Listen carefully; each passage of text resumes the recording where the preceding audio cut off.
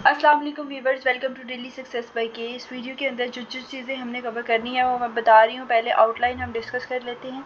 सबसे पहले आप देखोगे इंट्रो, लाइबिलिटी होती क्या है और इसका पर्पस क्या है। देन आप डेफिनेशन देखोगे, legal definition of liability, meaning of liability, ठीक है। और फिर उसके बाद हम इसके जनरल प्रिंसिपल्स देखेंगे।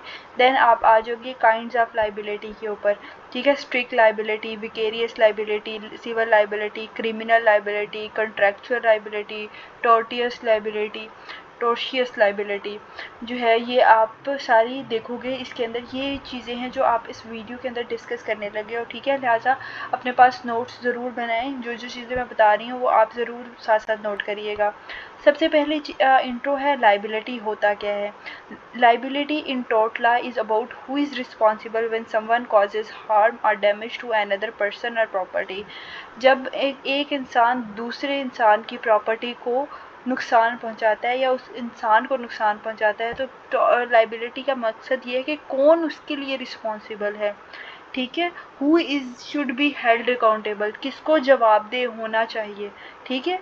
अगर किसी का नुकसान करते हो आप, किसी की जान का या किसी की प्रॉपर्टी का या किसी और चीज़ का, तो आप लीगली उसके लिए रिस्पॉन्सिबल होगे, ठीक है। टाइप्स हम मज़ीद डिटेल के अंदर आगे बात करेंगे, इसको आप छोड़ सकते हो।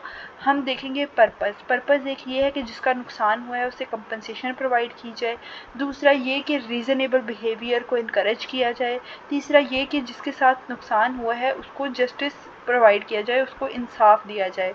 लीगल डेफिनेशन अगर हम बात करें तो liability is legally responsible for responsibility for causing harm or damage to another person or their property.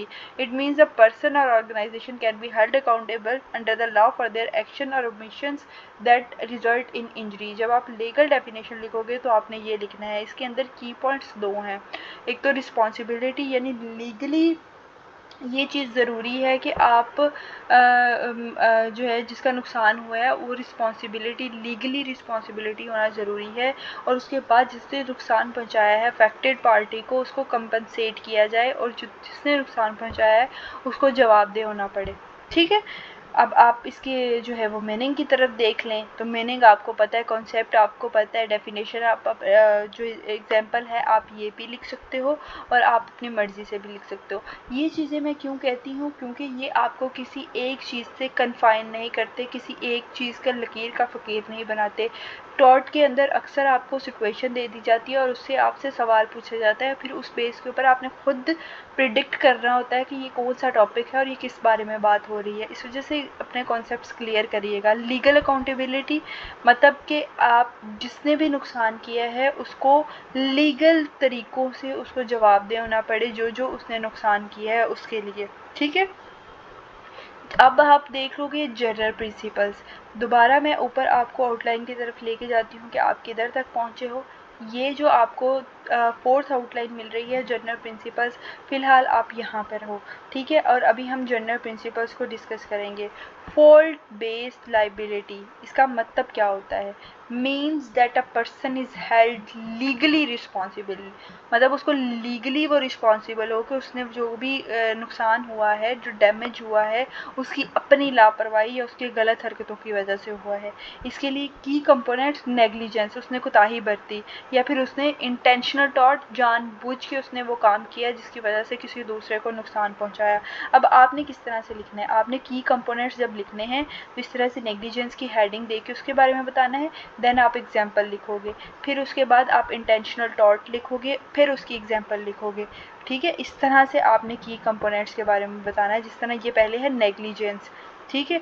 और फिर उसके बाद आपके पास आ जाता है establishing fault, standard of care, यानी उसने, उसकी ये ड्यूटी थी, लीगली वो बाउंड था कि उसने उस चीज़ के लिए रिस्पॉन्सिबिलिटी उठानी पड़ेगी उसको, लेकिन उसने उसको फिर भी इग्नोर किया।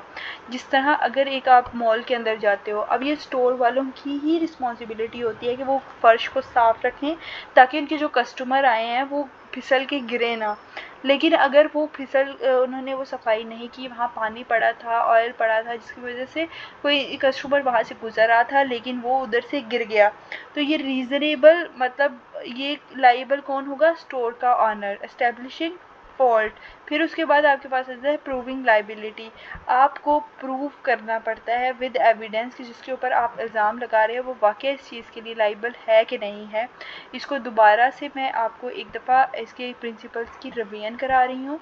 First one is fault based जो है वो लाइबिलिटी, ठीक है। देन आपके पास आप देखोगे सेकंड जो है आपके पास है establishing fault proving liability.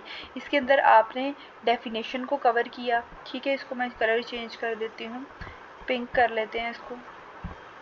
Definition को कवर किया, इसके की कंपोनेंट्स को कवर किया, इस्टेब्लिश किस तरह से फॉल्ट को करना है हमने वो कवर किया, और फिर किस तरह से प्रूव करना है लाइबिलिटी को वो चीज़ हमने कवर की। आई होप प्रिंसिपल्स आपके क्लियर हैं। नाउ अब हम जाने लगे हैं काइंड्स ऑफ लाइबिलिटी के बारे में। तो काइंड्स ऑफ लाइबिलिटी को एक दफ़ा मैं दोबारा आउटलाइन से आपको बता रही हूँ ताकि आपको काइंड्स का पता हो, और इनके अंदर जो जो चीज़ें कवर करनी है वो हम डिस्कस करेंगे। Strict liability, vicarious liability, civil liability, criminal liability, contractual liability, tortious liability, ये आपने करनी है। 1 2 3 4 5 6, ये 6 टाइप्स करनी है। अब जब हम इसको पढ़ रहे होंगे आप देखेंगे मज़ीद आगे इनकी भी कुछ टाइप्स निकल आएंगी। तो इनको तैयार करने का तरीका जो मैं हर आपको लेक्चर के अंदर बताती हूँ वो होती है ट्री डायग्राम, ठीक है। आप मज़ीद उसकी ट्री डायग्राम बना लें ताकि आपको इजीली इसके जो है वो चीज़ें याद रहें। अब हम चलते हैं टाइप्स के ऊपर। सबसे पहली टाइप है, सबसे पहली काइंड है strict liability. Strict liability refers to the type of liability where one person or organization is held responsible for the harm or damage regardless of fault or negligence। इसका मतलब क्या है कि मैंने ये स्टोर खोला, ठीक है। अब मैंने इसके अंदर रखे एम्प्लॉयज़, ठीक है।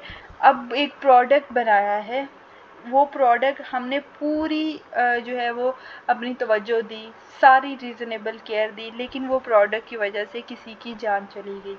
अब उसकी जान का ज़िम्मेदार हम होंगे, ठीक है। यानी कोई मेडिकल आप स्टोर ले लें, उन्होंने बहुत बगैर किसी फॉल्ट के, बगैर किसी नेग्लिजेंस के, कोताही के उन्होंने प्रोडक्ट्स बनाए थे, मेडिसिन्स बनाई थी, लेकिन जब किसी ने यूज़ किया तो वो उसकी डेथ होगी। तो इस केस के अंदर वो जो ऑनर है, वो जो उस कंपनी का ऑनर है, उसको डायरेक्टली सू किया जा सकता है, वो लायबल होगा। उसको कहते हैं, इस टाइप को बोला जाता है स्ट्रिक्ट लाइबिलिटी, ठीक है। अब हम इसके देखेंगे की करेक्टरिस्टिक्स ऑफ जो है वो स्ट्रिक्ट लाइबिलिटी। तो मैं उसको पहले ग्रीन के साथ शो करूँगी। नो नीड फॉर फॉल्ट, इसके लिए ज़रूरत नहीं होती कि आपने कोई गलती की है या नहीं की, ठीक है। इनहेरिटेडली ये डेंजरस एक्टिविटीज़ होती हैं। आपने पेपर के अंदर ये लिखने के बाद नीचे कॉन्सेप्ट और फिर एग्जांपल देनी है, ठीक है। आप एग्जांपल साथ साथ देख लीजिए, मैं आपको यहाँ से सिर्फ कॉन्सेप्ट बता रही हूँ। लाइबिलिटी फॉर डिफेक्टिव प्रोडक्ट्स, किसी कंपनी ने डिफेक्टिव प्रोडक्ट बनाया और किसी को नुकसान हुआ तो डायरेक्टली वो मैन्युफैक्चरर के ऊपर अप्लाई होगा। हमने ये चीज़ें देख ली। 3 आपने इसके जो है वो करेक्टरिस्टिक्स देख लिए स्ट्रिक्ट लाइबिलिटी के। एप्लीकेशन ऑफ स्ट्रिक्ट लाइबिलिटी, अब आप देखोगे लाइबिलिटी के अंदर हमने डेफिनेशन की, करेक्टरिस्टिक्स, और अब हम क्या देखने जा रहे हैं, एप्लीकेशन ऑफ स्ट्रिक्ट लाइबिलिटी। उसके अंदर है पब्लिक पॉलिसी कंसिडरेशन, इसको हम कर लेते हैं ग्रीन से हाईलाइट ताकि आपके लिए डिफ्रेंशिएशन आसान हो। Public policy consideration, law requiring strict liability for certain environmental hazards aim to protect, कि आप जब भी strict liability basically law require कर रहा है कि आप ऐसे लॉज बनाएं जिसकी वजह से आप पब्लिक और इन्वायरमेंट की सेफ्टी कर सकें, उनको जो है वो पोल्यूशन से बचा सकें। उसके लिए आप एग्जांपल्स अपनी मर्ज़ी से भी लिख सकते हैं, जो मैंने दी हैं आप वो भी लिखिए। मैं इनको इसलिए नहीं पढ़ा रही क्योंकि मैं आपको किसी एक चीज़ के साथ कन्फाइन नहीं करना चाहती, लकीर का फ़कीर नहीं बनाना चाहती, ठीक है। लिमिटेशन एंड डिफेंसेस, कौन से ऐसे केसेस हैं जिसके अंदर आप स्ट्रिक्ट लाइबिलिटी से बच सकते हो। कोई नेचुरल इवेंट हो गया उसकी वजह से आप बच सकते हो, या फिर जो कंट्रीब्यूटरी फॉल्ट होता है, हमने पहले भी पढ़ा है कि उस जिस इंसान के साथ गलत हुआ है उसने खुद, जिस तरह अगर आपको डॉक्टर ने ये चीज़ कही है कि आपने ये दोनों मेडिसिन एक साथ यूज़ नहीं करनी, ठीक है। एक को आप सुबह में यूज़ करेंगे, एक को आप रात में यूज़ करोगे। आप दोनों सुबह में करते हो, उसकी वजह से आपको कोई रिएक्शन हो गया, आपको कोई एलर्जी हो गई है, तो उसके अंदर डॉक्टर का कोई कसूर नहीं है, क्योंकि आपने खुद भी उस प्रोडक्ट को मिस हैंडल किया है, जिसकी वजह से आपको नुकसान हुआ है। तो हमने कौन कौन सी चीज़ें पढ़ी हैं, एक्ट ऑफ गॉड और कंट्रीब्यूटरी फॉल्ट, ठीक है, ये दो चीज़ें आपकी हो गई हैं। देन आपके पास आ जाता है विकेरियस लाइबिलिटी, इसको मैं आपको बता देती हूँ। स्ट्रिक्ट लाइबिलिटी होगी, अब आपके पास आ गया विकेरियस लाइबिलिटी, ठीक है। इसके अंदर क्या है आपके पास, vicarious liability refers to the legal principle where one party is held responsible for the action of others, ठीक है। मतलब यहाँ पे मैं आपको यहीं से कॉन्सेप्ट समझाती हूँ कि मैंने कंपनी खोली और मैंने रखे एम्प्लॉयज़। अब मैं हूँ एम्प्लॉयर और जो बंदे मैंने काम करने के लिए रखे उनको क्या कहा जाता है, एम्प्लॉयज़, ठीक है, उनको एम्प्लॉयज़ कहा जाता है। अगर मैंने कोई गलत काम किया, मैंने जो है वो इसको डिलीवरी बॉय को, जो कि मेरा एम्प्लॉय है, उसको कुछ प्रोडक्ट्स दिए डिलीवरी के लिए, और वो रास्ते में जाता हुआ किसी के साथ एक्सीडेंट हो गया उसका, और उसने किसी की नुकसान कर दिया, शीशे का, हेडलाइट का, तो वो जो है बंदा वो एम्प्लॉय को कुछ नहीं कहेगा, वो एम्प्लॉयर को सीधा सीधा पकड़ेगा आगे, ठीक है। तो ये आपके पास होता है विकेरियस लाइबिलिटी। की कैरेक्टरिस्टिक्स इसके हमने देखने हैं, मैं इनको ग्रीन से हाईलाइट करूँगी। हमने क्या चीज़ देखी, डेफिनेशन देखी, अब हम की कैरेक्टरिस्टिक्स देखेंगे। एक तो एम्प्लॉयर एम्प्लॉयर रिलेशन होना चाहिए, और दूसरा scope of environment. Scope of environment का, एम्प्लॉयमेंट का क्या मतलब है कि वो ऑन ड्यूटी उससे कोई गलती हुई है जिसकी वजह से वो उसके बॉस के ऊपर जो है वो सारा ब्लेम जाएगा। Purpose of vicarious liability is financially, if an employ who cause harm is financially unable to compensate the employ. मतलब जिस तरह होता है ना कि ज़्यादा डिलीवरी बॉयज़ हैं किसी कंपनी के, और वो उस जो भी नुकसान हुआ है उसको पे नहीं कर सकते, उसको कंपनसेट नहीं कर सकते, इस केस के अंदर डायरेक्टली ओनर को जो है वो पकड़ा जाता है, ठीक है। एप्लीकेशन, अब हमने क्या क्या चीज़ें देख ली, डेफिनेशन देख ली, देन हमने की कैरेक्टरिस्टिक्स देखे, फिर हमने अब एप्लीकेशन देखनी है, और एप्लीकेशन को मैं हाईलाइट कर रही हूँ येलो के साथ। Types of application of vicarious liability, तो उसके अंदर हमने रिलेशनशिप टाइप्स देखेंगे। एम्प्लॉय रिलेशन हो सकता है, प्रिंसिपल एजेंसी, ये आपको समझाने की ज़रूरत नहीं है, ये ऊपर समझा दिया। प्रिंसिपल एजेंसी आप ऑलरेडी पढ़ चुके हो कि फॉर एग्जांपल मैं एक बॉस हूँ, तो मैं प्रिंसिपल हूँ, मैंने किसी को हायर किया है कि वो मेरे छोटे मोटे काम कर दे, वो जो है वो एजेंट है। अक्सर मेरी जगह पे जाके वो मुझे रिप्रेजेंट करके किसी से बात कर सकता है। एक्सेप्शन और लिमिटेशन कहाँ पे आती हैं विकेरियस की, हमने वहाँ पे भी देखे ना, डिफेंस और लिमिटेशन।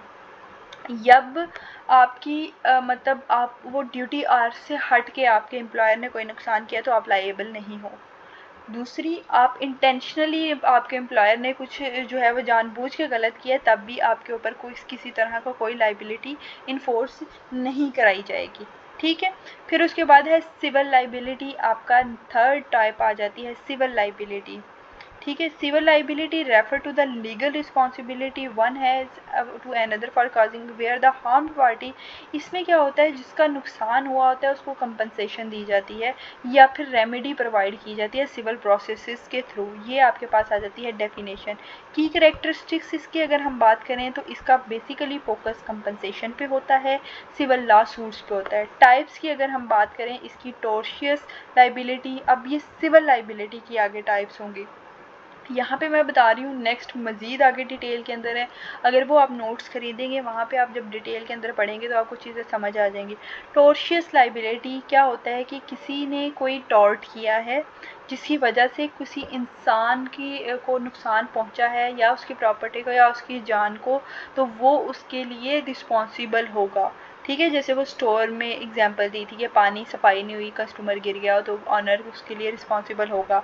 कंट्रेक्चुअल लाइबिलिटी वो होती है जिसके अंदर आप क्या करते हो, कि किसी के साथ कॉन्ट्रैक्ट था और आपके ऊपर रिस्पॉन्सिबिलिटी है कि आपने वो कॉन्ट्रैक्ट पूरा करना है, लेकिन आपने वो कॉन्ट्रैक्ट पूरा नहीं किया, तो वो कंट्रेक्चुअल लाइबिलिटी आपके पास आएगी। प्रॉपर्टी लाइबिलिटी, कि आपने किसी की प्रॉपर्टी को नुकसान पहुंचाया है, उसके अंदर कोई भी इशू, कोई भी एग्जांपल जो है वो हो सकती है। इस्टेब्लिश किस तरह से करनी है, burden of proof, legal remedies इसके अंदर होंगी, डिफेंसेस अगर आपकी भी उतनी ही गलती है जिसको आप कॉन्ट्रीब्यूटरी नेग्लिजेंस कहते हो, या फिर अजम्पशंस ऑफ रिस्क जिसके अंदर जिसका नुकसान हुआ है वो खुद एक्सेप्ट करे कि वो भी कहीं ना कहीं इस एक्टिविटी से एसोसिएट था। ठीक है। फिर आपके पास आ जाती है क्रिमिनल लाइबिलिटी। इसके अंदर जो आपने क्राइम किया है क्रिमिनल लॉ के अंदर आप अपने एक्शंस के लिए अकाउंटेबल होते हो। ठीक है। की करैक्टरिस्टिक्स अगर हम इसकी बात करें तो फोकस इनका पनिशमेंट के ऊपर होता है और क्रिमिनल प्रोसिक्यूशन के ऊपर होता है। टाइप्स इसकी मज़ीद हैं, वो आप करना चाहो कर लो, नहीं करना चाहो तो आप इसको छोड़ भी सकते हो। डिफेंसेस सेल्फ डिफेंस हो सकता है, इंसेनिटी किसी ने मतलब जो जिसने नुकसान किया वो मौके की नज़ाकत को समझ ही नहीं पा रहा था, उसने भूल भुलैया में जो है वो नुकसान कर दिया। ड्यूरस जो है वो बेसिकली कहता है कि अगर किसी को आप ज़बरदस्ती फोर्स के ऊपर रख के गन पॉइंट पे उससे बात मनवाओ तो वो ड्यूरस में आ जाता है। ठीक है। कंट्रेक्चुअल लाइबिलिटी आप पढ़ चुके हो, इसके की प्रिंसिपल्स जो हैं वो देख लेना, फोकस होना एग्रीमेंट, लीगल रेमेडी और इसकी टाइप्स वगैरह देख लेना। ठीक है। और बाकी जो जो इम्पोर्टेंट चीज़ इसके कॉन्सेप्ट के हवाले से टॉर्शियस लाइबिलिटी थी उसका भी डेफिनेशन की करैक्टरिस्टिक्स और आप टाइप्स वगैरह देख लेना। ठीक है। बाकी जो जो इसके लिए लिहाज से इम्पॉर्टेंट चीज़ें थी वो मैंने आपको करवा दी हैं। नोट्स चाहिए होंगे तो वो लिंक आपको डिस्क्रिप्शन बॉक्स में दे दिया जाएगा, वहाँ से आप मेरे साथ कांटेक्ट करके नोट्स ख़रीद सकते हो। अब आई होप मेरी वीडियो आपको पसंद आई होगी। वीडियो पसंद आई है तो आप लाइक ज़रूर करिएगा और अपना बहुत सा ख्याल रखें। अल्लाह हाफिज़।